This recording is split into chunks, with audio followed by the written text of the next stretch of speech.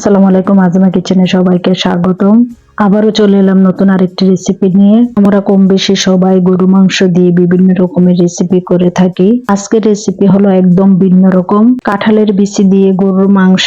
এই রেসিপিকে আমাদের আঞ্চলিক ভাষায় বলা হয় কাঁঠালের আলি দিয়ে গরুর গোশত। আশা করি ভিডিওটি আপনাদের ভালো লাগবে। প্রথমে আমি এখানে নিয়ে নিলাম হাড় ও চর্বি সহকারে 2 কিলো গরুর মাংস। আর মাংসগুলোকে আমি ভালো করে ধুয়ে পরিষ্কার করে নিলাম। এখন মাংসগুলোকে মেরিনেট করে নিব। আর মেরিনেটের জন্য সাথে কিছু মশলা অ্যাড করব। প্রথমে দিব 3টি তেজপাতা, 2টি দারুচিনির টুকরা, হাফ চামচ কালো গোলমরিচ, 7 থেকে 8টি লবঙ্গ, 5 থেকে 6টি এলাচ। সাথে দিব 2 টেবিল চামচ মরিচের গুঁড়া, 1 টেবিল চামচ হলুদের গুঁড়া, 1 টেবিল চামচ ভাজা ধনে গুঁড়া, 2 টেবিল চামচ ভাজা জিরার গুঁড়া। সাথে দিব 2 টেবিল চামচ রসুন বাটা, 2 টেবিল চামচ আদা বাটা। সাথে দিব স্বাদ মতো লবণ।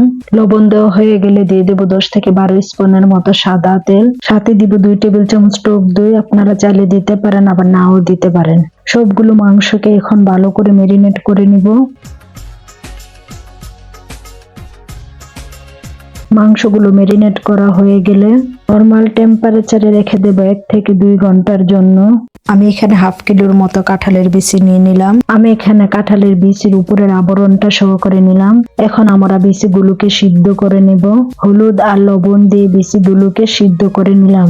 কাঁঠালের বিচিগুলোকে সম্পূর্ণ সিদ্ধ করে নিয়ে 20% সিদ্ধ করে নিলাম। কাঁঠালের বিচিকে আমাদের আঞ্চলিক ভাষায় বলা হয় কাঁঠালের আলি। এখন একটি গরম হাঁড়ির মধ্যে দিয়ে দেব 20 থেকে 25 স্পুনের মতো সাদা তেল। তেলটা যখন গরম হয়ে আসবে তখন আমরা দিয়ে দেব 1 কাপ পেঁয়াজ কুচি। এখন আমরা পেঁয়াজগুলোকে ভেজে পেঁয়াজ বেরেস্তা বানিয়ে নিব। পেঁয়াজগুলো যখন বাদামি কালার হয়ে আসবে তখন একটি ছাঁকনির মাধ্যমে পেঁয়াজ বেরেস্তাগুলোকে তুলে নিব।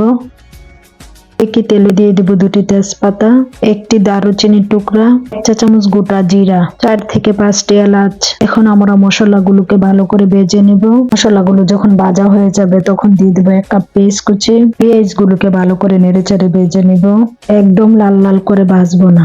এই পর্যায়ে দিয়ে দেব মেরিনেট করা মাংসগুলোকে। মাংসগুলোকে 3 থেকে 4 মিনিট ভালো করে কষিয়ে নেব। 3 থেকে 4 মিনিট পরে মাংসগুলোকে ঢাকনা দিয়ে ঢেকে দেব 5 থেকে 6 মিনিটের জন্য। 5 থেকে 6 মিনিট পরে ঢাকনাটি তুলে নিব। তুলে নেওয়ার পর আবারও নেড়েচেড়ে ভালো করে কষিয়ে নেব। আবারও ঢাকনা দিয়ে ঢেকে দেব 4 থেকে 5 মিনিটের জন্য। আবারও 4 থেকে 5 মিনিট পরে ঢাকনাটি তুলে নিব। ঢাকনাটি তুলে নিয়ে আবারও নেড়েচেড়ে মাংসগুলোকে ভালো করে কষিয়ে নেব। সাথে দিয়ে দিব 1 কাপ পরিমাণে গরম পানি। পানি দেওয়া হয়ে গেলে আবারও নেড়েচেড়ে কষিয়ে নেব। মাংসগুলো যখন 50% সিদ্ধ হয়ে যাবে তখন আমরা দিয়ে দেব কাঁঠালের বিচি। সবগুলো কাঁঠালের বিচি দেওয়া হয়ে গেলে আবারও নেড়েচেড়ে ভালো করে কষিয়ে নেব। 4 থেকে 5 মিনিট কষানো হয়ে গেলে আবারও দিয়ে দেব 1 কাপ গরম পানি। গরম পানি দেওয়া হয়ে গেলে আবারও নেড়েচেড়ে ভালো করে কষিয়ে নেব।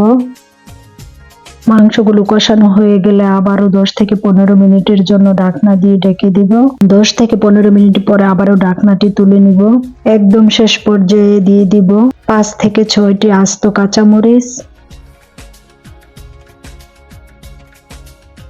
এখন দিয়ে দেব পেঁয়াজ বেরেস্তাগুলো। সাথে দিব 1 চা চামচ গরম মশলা। আবারও ভালো করে নেড়েচেড়ে মিশিয়ে নিব। গরম মশলা দেওয়া হয়ে গেলে আবারও 1 থেকে 2 মিনিট মিশিয়ে নিব। দেখুন কালারটা কত সুন্দর এসেছে। এখন আমি আপনাদেরকে দেখিয়ে দিচ্ছি কাঁঠালের বিচি কত সুন্দর সিদ্ধ হয়ে গেছে। দেখুন মাংসের কালারটাও কত সুন্দর এসেছে। এইভাবে রান্না করলে অনেক টেস্টি ও মজাদার হয়। আর এইভাবে যদি একবার খান বারবার খেতে ইচ্ছে করবে। এইভাবে বাসায় একবার হলেও ট্রাই করবেন। আশা করি ভিডিওটি আপনাদের অনেক ভালো লাগবে। ভিডিওটি ভালো লাগলে বেশি বেশি করে লাইক, কমেন্ট, শেয়ার করবেন। আর যে যেখান থেকে ভিডিওটি দেখতেছেন সবাইকে অনেক অনেক ধন্যবাদ।